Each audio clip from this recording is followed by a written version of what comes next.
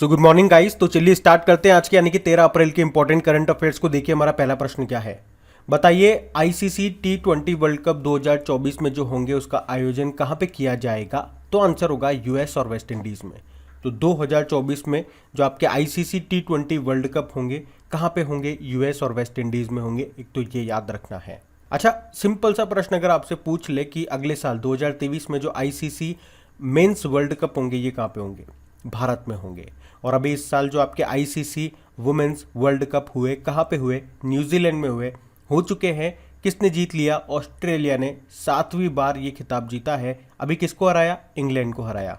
और यहाँ से भी आपके कुछ इंपॉर्टेंट प्रश्न बन जाएंगे, जैसे कि सर्वाधिक वर्ल्ड कप खेलने वाली महिला क्रिकेटर कौन बन गई। तो आंसर होगा मिताली राज, ये उनका 6वां वर्ल्ड कप था। इसी तरह से महिला विश्व कप इतिहास में 3 शतक लगाने वाली पहली भारतीय महिला क्रिकेटर कौन बनी। तो आंसर होगा हरमनप्रीत कौर। और झूलन गोस्वामी का नाम आपने सुना होगा, फास्ट बॉलर है ये, जो वर्ल्ड कप के इतिहास में सबसे ज़्यादा विकेट लेने के मामले में टॉप पे पहुंच गई है। अच्छा, यहाँ पे हम लोगों ने क्या बात करी कि 2022 के ये जो आईसीसी वुमेन्स वर्ल्ड कप हुए थे ये न्यूजीलैंड में हुए थे और इनको किसने जीता था, ऑस्ट्रेलिया ने जीता था। इसी तरह से अभी आईसीसी T20 वर्ल्ड कप हुए थे कहाँ पे, यूनाइटेड अरब अमीरात में, उसको भी ऑस्ट्रेलिया ने ही जीता था। और अभी अंडर 19 वर्ल्ड कप हुए थे जिसको जीता था भारत ने, और उसमें भारतीय टीम के कप्तान कौन थे, यश धूल। और साथ में याद रखना कि अगले साल 2023 में पहली बार अंडर 19 वुमेन्स वर्ल्ड कप होंगे। कहाँ पे होंगे, साउथ अफ्रीका में। अच्छा बताओ, अभी सैयद मुश्ताक अली ट्रॉफी इसको किसने जीता, तमिलनाडु ने जीता कर्नाटक को हरा करके। और विजय हजारे ट्रॉफी को अभी किसने जीता था, हिमाचल प्रदेश ने। किसको हरा के, तमिलनाडु को हरा के। और सेंचुरियन में टेस्ट मैच जीतने वाली पहली एशियाई टीम कौन सी बनी थी। तो आंसर होगा भारत। तो ये सब याद रखना, बढ़ते आगे। फिर बताइए अभी हाल ही में मानव अंतरिक्ष उड़ान का अंतर्राष्ट्रीय दिवस कब मनाया गया। तो आंसर होगा 12 अप्रैल को। और 12 अप्रैल को ही क्यों मनाते हैं हम इसे, क्योंकि अंतरिक्ष में जाने वाले पहले व्यक्ति थे यूरी गागरिन, ये यूएसएसआर से थे। और ये कब गए थे, 12 अप्रैल 1961 को। इसीलिए 12 अप्रैल को हम ये दिन मनाते हैं। इंग्लिश में बोलेंगे तो international day of human space flight. और अभी अंतरिक्ष में जाने वाली भारतीय मूल की तीसरी महिला कौन बनी थी, शिरीषा बांदला बनी थी। और भारत के पहले अंतरिक्ष यात्री यानी कि पहले स्पेस टूरिस्ट कौन बनेंगे, केरल के संतोष जॉर्ज बनेंगे। और अभी कल हम लोगों ने एक प्रश्न पढ़ा था कि नासा ने इंटरनेशनल स्पेस स्टेशन के लिए अपना पहला निजी अंतरिक्ष यात्री मिशन लॉन्च किया है, उसका नाम क्या है, AX-1 यानी कि एक्सियोम मिशन 1। और अंतरिक्ष में शूट होने वाली पहली फिल्म है द चैलेंज, ये एक रशियन फिल्म है। और भारत का पहला मानव युक्त अंतरिक्ष मिशन इसे इसरो लॉन्च करेगा, इसका नाम है गगनयान। बाकी डे वाला क्वेश्चन है, और आप जानते हो जब भी डे वाला क्वेश्चन आता है उस मंथ के सभी इंपॉर्टेंट डेज को मैं आपको रिवाइज कराता हूँ। तो इस क्वेश्चन में मैं आपको रिवाइज नहीं करा रहा हूँ, मैं आपको बोल रहा हूँ। अगर आपको याद है सारे डेज तो कोशिश करो लिखने की नीचे कमेंट बॉक्स में। आगे एक और डे वाला क्वेश्चन आएगा, वो हमें सारे आपको रिवाइज कराऊंगा। अभी पहले आप कोशिश करो, फिर आपको पता लगेगा आप कहाँ पे अटके। और जब अगले क्वेश्चन में मैं आपको रिवाइज कराऊंगा तो वो पॉइंट आप पकड़ोगे कि हाँ यार यहाँ पे मैं अटका था, अटकी थी, तो वो आपको याद रहेगा। अभी हम बढ़ते आगे। अगला प्रश्न देखिए, बड़ा इंपॉर्टेंट प्रश्न है कि अभी हाल ही में किसे पहले लता दीनानाथ मंगेशकर पुरस्कार से सम्मानित किया जाएगा। तो आंसर होगा नरेंद्र मोदी को। तो प्रधानमंत्री नरेंद्र मोदी, इनको पहले लता दीनानाथ मंगेशकर पुरस्कार से सम्मानित किया जाएगा। ये जो पुरस्कार है अनुभवी गायिका की याद में स्थापित किया गया है, लता मंगेशकर जी की याद में, जिनके अभी फरवरी 2022 को निधन हो गया था। और ये जो पुरस्कार समारोह है ये अभी 24 अप्रैल 2022 को मुंबई में आयोजित किया जाएगा, उसी वक्त उनको ये सम्मान मिलेगा। एक्चुअली में ये जो पुरस्कार है ये हर साल उस व्यक्ति को अब दिया जाएगा जिसने राष्ट्र और उसके लोगों के लिए एक महत्वपूर्ण, शानदार और अनुकरणीय योगदान दिया है। लता मंगेशकर जी को भारत का सर्वोच्च नागरिक सम्मान भारत रत्न कब मिला था, 2001 में। और इनके नाम पे संगीत अकादमी और संग्रहालय ये कहाँ पे बनाया जाएगा, मध्य प्रदेश के इंदौर में।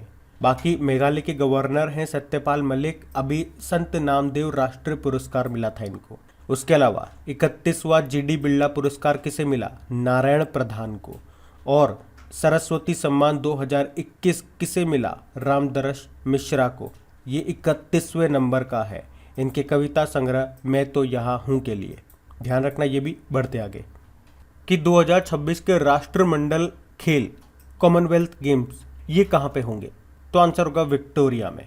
तो ऑस्ट्रेलिया का विक्टोरिया राज्य ये 2026 के राष्ट्रमंडल खेलों की मेजबानी करेगा, ये आपको याद रखना है। उसके अलावा आप जानते होंगे 2022 के जो ये कॉमनवेल्थ गेम्स है ये कहाँ पे होने हैं? इंग्लैंड के बर्मिंघम में। और 2022 के ये जो कॉमनवेल्थ गेम्स हैं इसमें T20 क्रिकेट को भी शामिल किया जाएगा, लेकिन इस बार केवल महिला क्रिकेट टीम ही हिस्सा लेंगी, ये पॉइंट भी ध्यान रखना।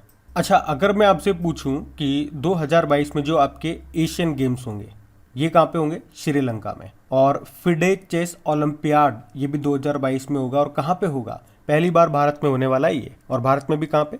चेन्नई में। बाकी फीफा वर्ल्ड कप जो 2022 में होंगे आप जानते ही हो, कतर में होने हैं।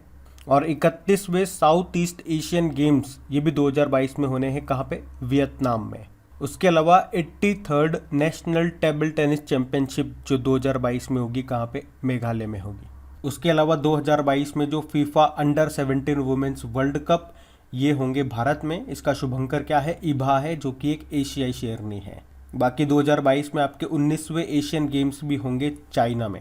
और 2022 में ही आपके एशियन पैरा गेम्स भी होंगे चाइना के हांगझोउ में। और 2023 में आपके जो 39 नंबर के नेशनल गेम्स होंगे वो आपके मेघालय में होंगे। और 38 नंबर के 2022 में होंगे नेशनल गेम्स, कहाँ पे? उत्तराखंड में। उसके अलावा 2025 में आपके एशिया यूथ पैरा गेम्स होंगे, ये होंगे कहाँ पे? उज्बेकिस्तान के ताशकंद में। तो ये सारे इंपॉर्टेंट पॉइंट्स मैंने आपको बताया, इनको ध्यान रखना। बढ़ते आगे। चलिए बताइए, अप्रैल 2022 में वर्ष 2018 के लिए कितने कलाकारों को संगीत नाटक अकादमी फेलोशिप पुरस्कार प्रदान किए गए? तो आंसर होगा 4 को। अब प्रश्न को बिल्कुल ध्यान से सुनना। अभी हमारे जो वाइस प्रेसिडेंट है कौन? एम वेंकैया नायडू जी। उन्होंने 2 पुरस्कार दिए हैं। एक तो ये संगीत नाटक अकादमी पुरस्कार हो गया और दूसरा है ललित कला अकादमी पुरस्कार। अब यहाँ पे भी ध्यान से सुनना, इसके अंदर भी 2 तरह के पुरस्कार दिए जाते हैं। एक हो गया फेलोशिप पुरस्कार, ये इसका सर्वोच्च सम्मान होता है। और दूसरा कहा जाता है संगीत नाटक पुरस्कार। पहला कौन सा है? संगीत नाटक फेलोशिप पुरस्कार। और दूसरा है संगीत नाटक पुरस्कार। उसी तरह से ललित कला अकादमी पुरस्कारों में भी होता है, एक तो फेलोशिप वाला होता है और एक सिंपल पुरस्कार होता है। तो हमने क्या कहा? संगीत कला अकादमी पुरस्कार इन्होंने बांटे और ललित कला अकादमी पुरस्कार इन्होंने बांटे। इसमें भी 2 तरह से हो गए, संगीत नाटक फेलोशिप पुरस्कार हो गया और एक संगीत नाटक पुरस्कार हो गया। तो जो फेलोशिप वाले हैं ये 4 लोगों को दिए गए और ये संगीत नाटक पुरस्कार ये 40 लोगों को दिए गए। इसी तरह से ललित कला अकादमी पुरस्कार में भी आप डिवाइड कर दोगे 2 तरह से। ललित कला फेलोशिप पुरस्कार ये 3 लोगों को दिए गए और ललित कला पुरस्कार ये 20 लोगों को दिए गए। अच्छा, चलिए मुझे बताइए, साहित्य अकादमी जो पुरस्कार होते हैं, पहले तो ये बताओ ये कितनी भाषाओं में दिए जाते हैं? तो 24 भाषाओं में। 22 तो आपके संविधान के 8वें अनुसूची वाली हो गई। उसके अलावा एक अंग्रेजी है और एक राजस्थानी है। इसमें अभी हिंदी का पुरस्कार किसको मिला था? दया प्रकाश सिन्हा को, सम्राट अशोक नाटक के लिए। और अंग्रेजी का मिला था नमिता गोखले को, उनके novel think to live behind के लिए। उसी तरह से अगर प्रश्न पूछा जाएगा कि ज्ञानपीठ पुरस्कार कितनी भाषाओं में दिए जाते हैं, तो 23 भाषाओं में। 22 तो आपके वो 8वीं अनुसूची वाली हो गई और एक अंग्रेजी में। अब यहाँ पे भी बन जाएगा प्रश्न कि अभी 56वां 56 नंबर का ज्ञानपीठ पुरस्कार किसे मिला? नीलमणि फूकन को। और 57वां किसे मिला 2022 के लिए? दामोदर माउजो को। और एक प्रश्न मैं आपसे पूछ रहा हूँ, 31वां सरस्वती सम्मान ये अभी किसे मिला? बताओ, हम बढ़ते आगे। अब बताइए, अभी हाल ही में कौन यूपीएससी के नए अध्यक्ष बन गए हैं? तो आंसर होगा मनोज सोनी। तो वर्तमान में संघ लोक सेवा आयोग यानी कि यूपीएससी के सदस्य डॉक्टर मनोज सोनी को देश के प्रमुख सरकारी भर्ती एजेंसी का अध्यक्ष बनाया गया है, यानी कि यूपीएससी का अध्यक्ष इनको बनाया गया है। और इन्होंने किनको रिप्लेस किया, किनकी जगह ली? प्रदीप कुमार जोशी की। बाकी सुमंत सिन्हा आप जानते हो एसोचैम के नए अध्यक्ष बने ये। Doctor S Raju geological survey of India के डायरेक्टर जनरल बने थे। और VS Pathania Indian coast guard के 24वें प्रमुख बने थे। अच्छा, मनोज से आपको एक नाम याद करवाया था मैंने, जैसे कि अभी तक आपके आर्मी चीफ कौन थे? मनोज मुकुंद नरवणे। लेकिन हमने कहा था अप्रैल के एंड में रिटायर्ड हो रहे हैं। और नए आर्मी चीफ कौन आ रहे हैं? तो जिस नाम के जा रहे हैं उसी नाम के आ रहे हैं। चलो उनका नाम आप ही बताओ। उनका नाम क्या है, नए आर्मी चीफ का नाम क्या है। हम बढ़ते आगे। चलिए बताइए, अभी हाल ही में राष्ट्रीय सुरक्षित मातृत्व दिवस कब मनाया गया? तो आंसर होगा 11 अप्रैल को, यानी कि नेशनल सेफ मदरहुड डे। तो भारत में गर्भावस्था, प्रसव और प्रसवोत्तर सेवाओं के दौरान महिलाओं की पर्याप्त देखभाल के बारे में जागरूकता बढ़ाने के लिए हर साल 11 अप्रैल को हम ये नेशनल सेफ मदरहुड डे के रूप में मनाते हैं। 11 अप्रैल को ही क्यों? हमारे जो राष्ट्रपिता थे महात्मा गांधी जी, उनकी जो पत्नी थी कस्तूरबा गांधी, उनकी जयंती होती है इस दिन, इसलिए। और मैं आपको बता दूं कि भारत आधिकारिक तौर पर राष्ट्रीय सुरक्षित मातृत्व दिवस घोषित करने वाला दुनिया का पहला देश भी है। और माता से आपको याद आएगा इंटरनेशनल मदर लैंग्वेज डे। ये कब मनाते हैं? 21 फरवरी को। अब मैंने पीछे प्रश्न में आपको बोला था जितने भी अभी तक अप्रैल में डेज हमने पढ़े हैं, लिखने की कोशिश करो और नोटिस करो कहाँ पे आप अटक रहे हो। तो अब मैं आपको रिवाइज कराऊंगा, जहाँ पे भी आप अटके होंगे ना, तुरंत उस पॉइंट को पकड़ लेना और उसको याद करना, क्योंकि आपको कमी पता लगेगी तभी तो सुधारोगे।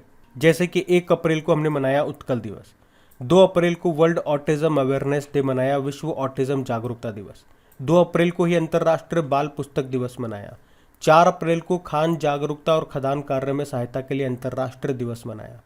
5 अप्रैल को राष्ट्रीय समुद्री दिवस मनाया, नेशनल मैरीटाइम डे। और 5 अप्रैल को हमने अंतर्राष्ट्रीय अंतरात्मा दिवस मनाया, इंटरनेशनल डे ऑफ कॉन्साइंस। 6 अप्रैल को इंटरनेशनल स्पोर्ट्स डे मनाया। 7 अप्रैल को वर्ल्ड हेल्थ डे मनाया। अभी 10 अप्रैल को वर्ल्ड होम्योपैथी डे मनाया था। तो ये अप्रैल के कुछ इंपॉर्टेंट डेज हैं, वो आपको याद रखने हैं। बढ़ते आगे। चलिए बताइए, अभी किस राज्य की कांगड़ चाय को अभी जल्द ही एक यूरोपीय आयोग के द्वारा जीआई टैग मिलेगा? तो आंसर होगा हिमाचल प्रदेश। तो हिमाचल प्रदेश की कांगड़ा चाय को जल्द ही एक यूरोपीय आयोग से जीआई टैग मिलने वाला है। और ये जीआई टैग इस कांगड़ा चाय को यूरोपियन मार्केट में प्रवेश करने का अवसर प्राप्त करने में मदद करेगा। वैसे आपको बता दूं, इस कांगड़ा बोल दो या कांगड़ा चाय को भारत में 2005 में ही जीआई टैग मिल चुका है। जीआई टैग में जीआई मतलब होता है ज्योग्राफिकल इंडिकेशन। यह अधिनियम आया था 1999 में, लागू हुआ था 2003 में। पहला जीआई टैग मिला था 2004 में किसे? दार्जिलिंग टी को, जो कि पश्चिम बंगाल की है। अभी कुछ लेटेस्ट में आपको बताऊं करंट अफेयर्स में, तो अभी तमिलनाडु के नरसिंहपेट्टई नागस्वरम को जीआई टैग मिला था, जो कि एक शास्त्रीय पवन संगीत वाद्य यंत्र रहा। और अभी कश्मीरी कालीन को क्यूआर कोड आधारित जीआई टैग दिया गया था। अभी हिमाचल प्रदेश की बात कर लें तो इसकी चंबा चप्पल और लाहौल के बने हुए मोजे और दस्तानों को जीआई टैग मिला था। अभी केरल के एडियूर मिर्च और कुट्टी अट्टूर आम को, और उससे पहले नीलांबूर टीक को जीआई टैग मिला था। महाराष्ट्र से वाडा कोलम चावल को जीआई टैग मिला था और महाराष्ट्र के सफ़ेद प्याज को भी मिला था। और अभी मध्य प्रदेश के चिन्नौर चावल को भी जीआई टैग मिला था। और चावल से याद आएगा, असम की जुडीमा राइस वाइन को जीआई टैग मिला था। ये पूर्वोत्तर की पहली शराब है जिसे जीआई टैग मिला था। इसे जुडीमा चावल से बनाया जाता है। दिमासा समुदाय इसको बनाते हैं। राजस्थान की सोजत मेहंदी को भी जीआई टैग मिला। नागालैंड की ककड़ी को मिला। पश्चिम बंगाल की सरभजा और सरपुरिया मिठाई को जीआई टैग मिला। जम्मू कश्मीर के कश्मीरी केसर को मिला। और जीआई टैग ये कितने सालों के लिए दिया जाता है? 10 सालों के लिए। तो ये सब याद रखना। बढ़ते आगे। अच्छा बताइए, अभी हाल ही में किस राज्य के मुख्यमंत्री ने 1064 एंटी करप्शन मोबाइल एप्लीकेशन नाम से एक भ्रष्टाचार विरोधी मोबाइल एप्लीकेशन को लॉन्च किया? तो आंसर होगा उत्तराखंड। तो अभी उत्तराखंड के जो मुख्यमंत्री हैं पुष्कर सिंह धामी, उन्होंने 1064 भ्रष्टाचार विरोधी मोबाइल एप्लीकेशन नाम से एक भ्रष्टाचार एप्लीकेशन को लॉन्च किया है। इसके जरिए आम नागरिक भ्रष्टाचार से संबंधित शिकायतों को सीधे अधिकारियों के पास दर्ज करा सकेंगे। अब ये लॉन्च किया उत्तराखंड ने, तो ये रहा मैप में उत्तराखंड। देखो, उत्तराखंड की 2 कैपिटल हो गई आपकी। इसकी जो विंटर कैपिटल है देहरादून है, समर कैपिटल है वो गैरसैंण है। मुख्यमंत्री आपने कहा कौन है? पुष्कर सिंह धामी। और गवर्नर हैं गुरमीत सिंह। अभी इसके चीफ जस्टिस कौन है? राघवेंद्र सिंह चौहान है। अभी उत्तराखंड सरकार ने हिम प्रहरी योजना भी शुरू की थी। अच्छा, उत्तराखंड विधानसभा की पहली महिला स्पीकर कौन बनी है? ऋतु खंडूरी भूषण बनी है। अभी यहीं पे ही अंतर्राष्ट्रीय मधुमक्खी महोत्सव मनाया गया था। और अभी उत्तराखंड के ब्रांड एम्बेसडर कौन बने? तो आंसर होगा ऋषभ पंत। और भारत का पहला वन चिकित्सा केंद्र ये किस राज्य में खोला गया? तो आंसर होगा उत्तराखंड में। उसके अलावा देश का पहला एरोमेटिक गार्डन, इसका उद्घाटन कहाँ पे किया गया? उत्तराखंड के हल्द्वानी में। और उत्तर भारत के सबसे बड़े पामेटम का उद्घाटन कहाँ पे किया गया? उत्तराखंड के हल्द्वानी में ही। पामेटम जिस स्थान पे पाम के पेड़ उगाए जाते हैं। उसके अलावा याद रखना, भारत का सबसे अधिक ऊंचाई वाला हर्बल गार्डन का उद्घाटन ये भी उत्तराखंड में किया गया। और उत्तर भारत का पहला आर्किड संरक्षण केंद्र कहाँ पे खोला गया? उत्तराखंड की चमोली जिले में। और भूकंप अलर्ट एप्लीकेशन को लॉन्च करने वाला पहला राज्य भी यही है। अभी उत्तराखंड में ही बेरोजगार युवाओं के लिए होप पोर्टल लॉन्च किया गया था। उत्तराखंड की पुलिस ने मिशन हौसला शुरू किया। घरों की पहचान चेलिका नाम योजना शुरू की। मुख्यमंत्री महालक्ष्मी योजना शुरू की। नंदा गौरा योजना शुरू की। वात्सल्य योजना शुरू की। यहीं पे ही भितोली उत्सव मनाया गया और फूलदेई त्योहार मनाया गया। हरेला उत्सव ये भी उत्तराखंड में मनाया जाता है। और हरेली उत्सव याद रखना, हरेली होता है आपके छत्तीसगढ़ में और हरेला उत्तराखंड में। और भारत का पहला क्रिप्टोगेमिक गार्डन कहाँ पे स्थापित किया गया? देहरादून में। और अभी उत्तराखंड में एक दिन के लिए मुख्यमंत्री कौन बनी थी? सृष्टि गोस्वामी। और भारत का पहला पॉलिनेटर पार्क उत्तराखंड में स्थापित किया जाएगा। भारत का पहला मॉस गार्डन कहाँ पे विकसित किया गया? उत्तराखंड के नैनीताल जिले में। और भारत का पहला लाइकेन पार्क कहाँ पे बना? उत्तराखंड के पिथौरागढ़ के मुनस्यारी में। राजाजी टाइगर रिजर्व आपको यहाँ पे मिलेगा। जिम कॉर्बेट टाइगर रिजर्व आपको यहाँ पे मिलेगा। और टिहरी डैम भी आपको यहीं पे मिलेगा, भागीरथी नदी पर है। तो सब याद रखना पॉइंट्स, बढ़ते आगे। अच्छा बताइए, अभी किस बैंक के एप्लीकेशन ने outstanding digital CX SME payments के लिए डिजिटल CX अवार्ड 2022 को जीता? तो आंसर होगा इंडसइंड बैंक। तो इंडसइंड बैंक के व्यापारियों के लिए एक मोबाइल एप्लीकेशन है इंडस मर्चेंट सॉल्यूशन, जिसको उत्कृष्ट डिजिटल CX SME भुगतान के लिए डिजिटल CX अवार्ड्स 2022 मिला है। ये डिजिटल CX अवार्ड्स का आयोजन डिजिटल बैंकर के द्वारा किया गया, जो कि एक विश्व स्तर पर विश्वसनीय वित्तीय समाचार सेवा प्रदाता है। बाकी इंडसइंड बैंक, इसकी स्थापना होती है 1994 में, मुंबई में हेडक्वार्टर है और इसके MD CEO सुमंत कतपालिया है। इसका टैगलाइन होता है we make you feel richer. बाकी यूनियन बैंक ऑफ इंडिया अभी digital transformation project Sambhav launch किया था इसने। फेडरल बैंक की बात करेंगे तो महिला मित्र प्लस नाम से एक बचत योजना शुरू की थी इसने। और DBS इंडिया बैंक ये कॉरपोरेट ग्राहकों के लिए ग्रीन डिपॉजिट प्रोग्राम शुरू करेगा। याद रखना, बढ़ते आगे। चलिए बताइए, अप्रैल 2022 में DRDO और भारतीय सेना ने कहां से उन्नत पिनाका MKI रॉकेट सिस्टम को अभी सफल परीक्षण किया है? तो आंसर होगा पोखरण, राजस्थान। तो उन्नत पिनाका रॉकेट सिस्टम, अंग्रेजी में बोलेंगे तो एनहांस पिनाका रॉकेट सिस्टम। तो अभी इसका DRDO ने सफल परीक्षण किया। कहाँ से? पोखरण, राजस्थान से। पिनाका क्या है? ये रॉकेट लॉन्चर सिस्टम है, ना कि रॉकेट है, एक तो ये याद रखना। पिनाका हमने पढ़ा था, ये 12 रॉकेट लॉन्च कर सकता है एक साथ 44 सेकेंड में। और अभी कल भी हम लोगों ने पढ़ा था कि DRDO ने सॉलिड फ्यूल डक्टेड रामजेट का सफल परीक्षण किया था। कहाँ से? चांदीपुर, उड़ीसा से। देखो, DRDO मतलब होता है defence research and development organisation. इसकी स्थापना होती है 1 जनवरी 1958 को। हेडक्वार्टर नई दिल्ली में है। अध्यक्ष हैं जी सतीश रेड्डी। इसका मोटो है strength origin is in knowledge, बलस्य मूलम विज्ञानम। अभी DRDO ने कॉर्नर शॉट वेपन सिस्टम को भी डेवलप किया और इसे जम्मू कश्मीर और CRPF में तैनात किया है। अच्छा मुझे ये बताओ, ब्रह्मोस मिसाइल जो कि एक सुपरसोनिक क्रूज मिसाइल है, इसे पहली बार भारत से कौन खरीद रहा है या भारत पहली बार किसे बेच रहा है? फिलीपीन। ध्यान रखना ये, बढ़ते आगे। अच्छा बताइए, अभी हाल ही में चर्चा में रहा HD1 क्या है? ये आकाशगंगा है। तो अभी जापान के शोधकर्ताओं ने एक नई आकाशगंगा यानी कि गैलेक्सी की खोज की है और उसका नाम रखा है HD1। और इसकी खास बात क्या है? ये मोस्ट डिस्टेंट गैलेक्सी है, यानी कि अब तक खोजी गई सबसे दूरी पर स्थित ये एक गैलेक्सी है। अच्छा, पृथ्वी जो है ये किस गैलेक्सी में है, यानी कि आकाशगंगा में है? तो मिल्की वे गैलेक्सी है हमारी। तो बात करेंगे कल के वीडियो में पूछे गए प्रश्न के उत्तर की। तो कल के वीडियो में आपसे क्या पूछा था कि कमलुप्स रेजिडेंशियल स्कूल के नाम से किसकी तस्वीर को world press photo of the year 2022 नामित किया गया? तो आंसर था एम्बर क्रेन। आप सभी ने प्रश्न का बिल्कुल सही उत्तर दिया है। और गाइज, अगर सेशन अच्छा लगा है तो प्लीज़ इसे लाइक करके अपने दोस्तों के साथ में शेयर ज़रूर करना, ताकि इसे कंटिन्यू रखने में हमें भी मज़ा आए। और देखो, आपकी प्रैक्टिस के लिए इन सभी क्वेश्चंस का क्विज बना के भी अपलोड कर दिया है आपके क्रैक एग्जाम एप्लीकेशन पे, ताकि वहाँ पे आप इन सभी क्वेश्चन का प्रैक्टिस कर सकते हैं, अच्छे से टेस्ट लगाएं, स्कोर करें। वहीं पे इनका PDF भी आपको मिल जाएगा, क्रैक एग्जाम एप्लीकेशन। उसका लिंक आपको मिलेगा नीचे डिस्क्रिप्शन में। टेलीग्राम का लिंक भी आपको वहीं पे मिल जाएगा। अब ये रहा आज का आपका होमवर्क प्रश्न। तो आपको बताना है कि मार्च महीने के लिए ICC men's player of the month किसे चुना गया? साथ में वुमेन प्लेयर भी बताओ किसे चुना गया। Thank you.